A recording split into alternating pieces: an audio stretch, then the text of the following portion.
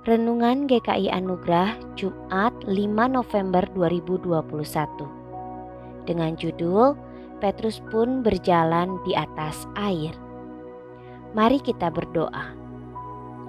Bapa, berikanku keberanian melangkah bersamamu, menerobos aneka badai kehidupan dengan mata iman yang tertuju padamu saja. Amin. Firman Tuhan didasari dari Matius 14 ayat 22 sampai 32. Dengan ayat mas dari Matius 14 ayat 28 sampai 29 yang berbunyi demikian. Lalu Petrus berseru dan menjawab dia, "Tuhan, apabila Engkau itu, suruhlah aku datang kepadamu berjalan di atas air." Kata Yesus, "Datanglah." Maka Petrus turun dari perahu dan berjalan di atas air mendapatkan Yesus. Apa yang menggerakkan Petrus meminta hal yang mustahil di saat yang sedemikian kritis? Bagaimana respon Tuhan Yesus terhadap permintaan Petrus? Apa kira-kira dampak pengalaman itu terhadap hidup Petrus? Pendalaman. Beberapa hari ini kita belajar dari pelajaran di atas perahu yang diterjang badai bersama para murid. Bayangkan saat Anda mendengar Petrus yang berteriak, "Tuhan, apabila Engkau itu, suruhlah aku datang kepadamu berjalan di atas air." Sementara murid-murid ditenangkan dari kepanikannya oleh sabda Yesus.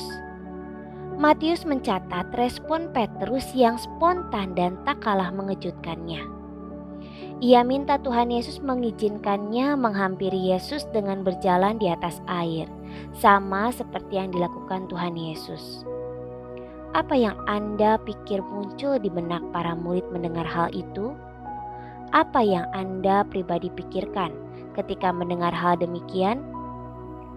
Mengingat Petrus adalah orang yang selalu bermulut besar, spontanitasnya sering kebablasan. Apakah respon Petrus itu gurauan konyol? Spontanitas kesombongan ingin pamer dan super paling terlihat unggul? Bayangkan sungut-sungut di antara para murid yang sudah penat mual oleh ucapan Petrus. Tapi yang tak kalah mengherankan adalah jawaban Tuhan Yesus yang mengiyakan, mengundang Petrus, "Datanglah." Dan Petrus pun berjalan di atas air mendekati Yesus. Ia berjalan di atas air seperti Tuhan Yesus. Pernahkah terpikirkan bahwa Petrus pun berjalan di atas air? Melawan hukum alam dan hukum gravitasi. Jika Tuhan Yesus iya, Dia kan Allah yang menjadi manusia. Tapi Petrus, dia kan manusia biasa sama seperti kita. Kok bisa?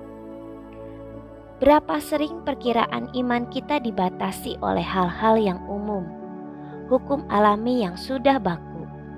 Berapa sering kita menganggap pernyataan Tuhan Yesus, "Kamu akan melakukan perkara-perkara besar," sebagai angin yang berlalu dan mustahil. Bahwa sebagai pengikutnya, ketika percaya dan taat kepadanya, kita memiliki kuasa sebagai anak-anak Allah. Berkuasa atas penyakit, singa, ular, kalajengking, bahkan maut dan iblis. Bagaimana kita membaca tulisan Yakobus perihal Elia yang adalah manusia biasa, namun ketika sungguh-sungguh berdoa, Tuhan menjawab doanya. Langit tidak menurunkan hujan selama 3,5 tahun. Sampai Elia memohonnya, hujan pun baru turun. Terdapat dalam Yakobus 5 ayat 16 sampai 18. Bagian ini mengungkapkan kebenaran berharga bahwa Tuhan terbuka untuk kerinduan muridnya mengalami, mengenali, menghampiri dirinya dengan cara yang tidak biasa. Semula bisa jadi Petrus pun ikut berteriak, "Itu hantu!"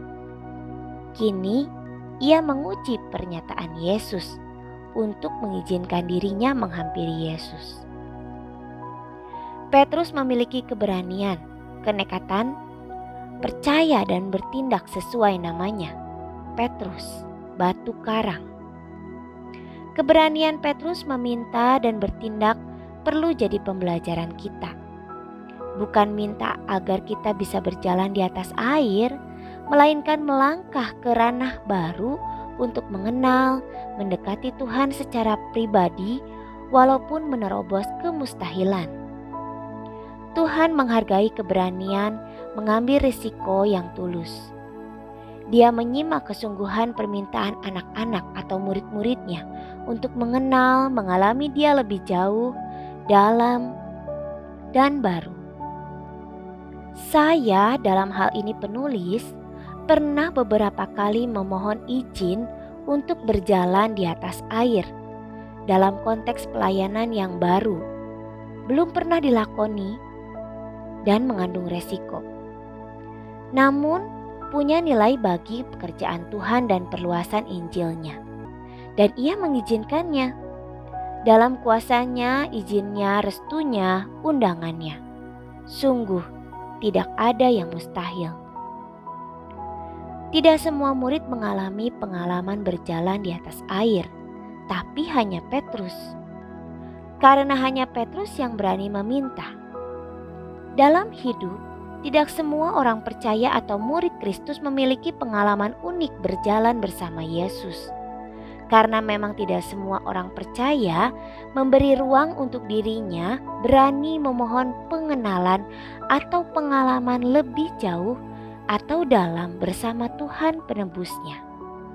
Bagaimana dengan Anda? Apa yang firman Tuhan sedang ajarkan dalam pengalaman Petrus di tengah badai, ia berjalan di atas air? Apa yang bisa Anda renungkan dari restu Tuhan untuk Petrus berjalan menghampirinya dengan berjalan di atas air? Kondisi mustahil apa yang sedang Anda hadapi saat ini? Apakah kerinduan pertumbuhan pengenalan Anda akan Tuhan dalam kondisi demikian? Keterbukaan Tuhan mengundang Petrus berjalan di atas air, mengajarkan di tengah badai yang masih berlangsung sekalipun. Mujizat bisa terjadi sejauh Tuhan menjadi tumpuan iman dan harapan kita.